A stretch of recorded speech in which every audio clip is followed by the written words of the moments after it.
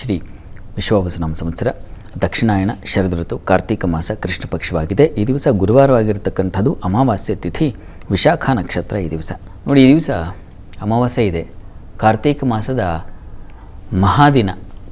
ಅಮಾವಾಸ್ಯೆಗೂ ಒಂದು ವಿಶೇಷ ಕಾಲ ಇದೆಯಲ್ವ. ಕೃಷ್ಣ ಪಕ್ಷದ ಶಿಖರ ಸ್ಥಾನ ಅಂತ ಕರೀತಾರೆ ಇದನ್ನು. ಕೃಷ್ಣ ಪಕ್ಷ ಪ್ರತಿಪತ್ತಿಯಿಂದ ಶುರುವಾಗಿ ಈ ಅಮಾವಾಸ್ಯೆಗೆ ಬಂದು ನಿಲ್ಲುತ್ತೆ. ಇದು ಅದರ ಉತ್ತುಂಗ ಸ್ಥಾನ.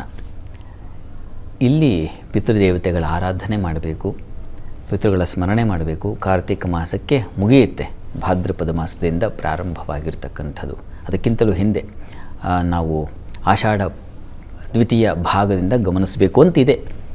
ಆಷಾಢ, ಶ್ರಾವಣ, ಭಾದ್ರಪದ, ಆಶ್ವೀಜ, ಕಾರ್ತೀಕ, ಈ 5 ಮಾಸಗಳು ಪಿತೃಕಾರ್ಯಗಳಿಗೆ ಶ್ರೇಷ್ಠವಾದ ಮಾಸಗಳು ಅಂತ. ಅದು ಈಗ ಈ ದಿವಸ ಕೊನೆಯ ದಿವಸ. ಈ ಅಮಾವಾಸ್ಯೆ ದಿವಸವೂ ನಿಮ್ಮ ಪಿತೃಗಳ ಆರಾಧನೆಯನ್ನು ಮಾಡಿ, ಪಿತೃಗಳ ಸ್ಮರಣೆಯನ್ನು ಮಾಡಿಕೊಳ್ಳಿ. ಅವರ ಅನುಗ್ರಹಕ್ಕೆ ಪಾತ್ರರಾಗಿ. ಬಹಳ ವಿಶಿಷ್ಟವಾದ ಮಾಸದ ಕೊನೆಯಾಗ್ತಾ ಇದೆ. ಮತ್ತು ಈ ದಿವಸ ದೀಪ ದಾನ ಮಾಡ್ತಕ್ಕಂಥದ್ದು ಮರೆಯದೇ. ಕಾರ್ತೀಕ ಮಾಸದಲ್ಲಿ ನಾವು ಮಾಡಬೇಕಾಗಿರೋದು ದೀಪದಾನ, ದೀಪಗಳನ್ನು ಹಚ್ಚತಕ್ಕಂಥದ್ದು. ಯಾಕಪ್ಪ ಅಂತಂದರೆ, ದೀಪ ನಮ್ಮ ಪಾಪಗಳನ್ನೆಲ್ಲ, ಅಲ್ಲಿ ಶಾಸ್ತ್ರದಲ್ಲೇ ಒಂದು ಮಾತನ್ನು ಹೇಳ್ತಾರೆ, ಏನು, ಮಹಾಪಾತಕ ಕೃದ್ವಾಪಿ ದೀಪದಾನಾತ್ ಪ್ರಮುಚ್ಯತೆ ಅಂತ. ಈ ಮಹಾಪಾತಕಗಳೆಲ್ಲ ಒಂದು ದೀಪದಾನದಿಂದ ಎಲ್ಲವೂ ಅಳಿಸಿ ಹೋಗುತ್ತೆ ಅಂತಕ್ಕಂಥದ್ದು ಆ ಮಾತು. ಹೀಗಾಗಿ ದೀಪದಾನ ಮಾಡೋದರಿಂದಾಗಿ ನಿಮ್ಮ ಯಾವ ಮನಸ್ಸಿಗೆ, ಮತ್ತು ಇದು ಹೇಗೆ ಅಂದರೆ, ನೈಕೋಟ್ಯಂತರಿತಾನಪಿ ವಾಸನಾ ಉಚ್ಛಿದ್ಯತೆ ಅಂತ ಒಂದು ಮಾತಿದೆ. ಕೋಟಿ ಕೋಟಿ ಜನ್ಮಗಳಾದರೂ ಆ ವಾಸನೆ ಅಂತಕ್ಕಂಥದ್ದು ಅನುಸರಿಸಿ ಬರುತ್ತೆ ನಮ್ಮನ್ನು ಅಂತ. ಯಾವುದೋ ಒಂದು ಕರ್ಮಶೇಷ ಹಿಂದಿನ ಅದರ ಒತ್ತಡದಿಂದಾಗಿ ಈಗ ನಾವು ಹಾಗೆ ವರ್ತನೆ ಮಾಡ್ತಾ ಇರ್ತೀವಿ. ಯಾಕೆ ಹೀಗೆ ಆಡ್ತಿದ್ದ ನೀನು ಅಂತಂದರೆ, ಆ ಒತ್ತಡದ ಫಲ. ಅದು ಒಳ್ಳೆಯದಾದರೆ ತುಂಬ ಒಳ್ಳೆಯದು. ಪುಟ್ಟ ವಯಸ್ಸಿನಲ್ಲೇ ಬಹಳ ಒಳ್ಳೆಯ ಪ್ರಜ್ಞಾಶಾಲಿಗಳಾಗ್ಬಿಡ್ತಾರೆ. ಇಲ್ಲಾಂದರೆ ಪುಟ್ಟ ವಯಸ್ಸಿನಲ್ಲೇ ಅತಿರೇಕ ಉಂಟಾಗುತ್ತೆ.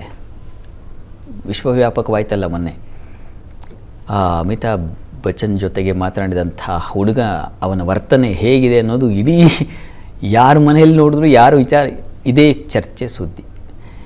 ಏನಾಗುತ್ತೆ ಇದು ಪಾಪ, ಸಂಸ್ಕಾರ ವಶಾತ್ ಇಂಥದ್ದೊಂದು ಬಂದ್ಬಿಡುತ್ತೆ. ಆ ಮಕ್ಕಳಲ್ಲೇ ಬೆಳೆಯುವ ಸಿರಿ ಮೊಳಕೆಯಲ್ಲಿ ಅಂತ. ಇನ್ನು ಹೇಗೆ ಆ ವೃಕ್ಷ ಬೆಳಿಬಹುದು? ಹೀಗಾಗತ್ತೆ.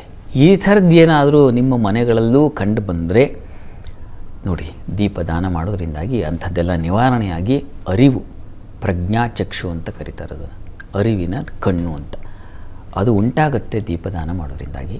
ಆ ರೀತಿಯಾಗಿ ಈ ಕಾರ್ತಿಕ ಮಾಸದ ಕೊನೆ ದಿವಸ ತಪ್ಪದೆ ಹೋಗಿ ಶಿವ ಸನ್ನಿಧಾನದಲ್ಲಿ ದೀಪದಾನ ಮಾಡಿ ಬನ್ನಿ, ಒಳ್ಳೆಯದಾಗಲಿ.